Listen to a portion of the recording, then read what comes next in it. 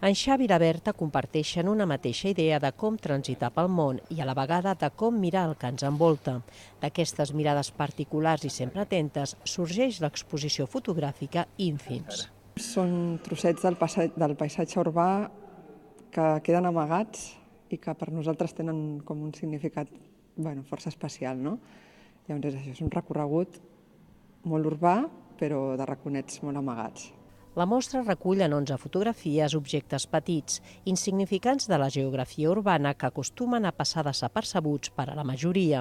Els fotògrafs, en canvi, se senten atrets per l'objecte que immortalitzen sempre en càmera fotogràfica.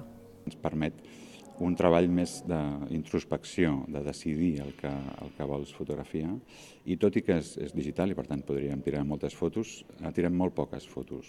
Ens agrada pensar-les abans. El convent de Sant Agustí acull fins al 13 de novembre aquesta manera particular de mirar els objectes urbans.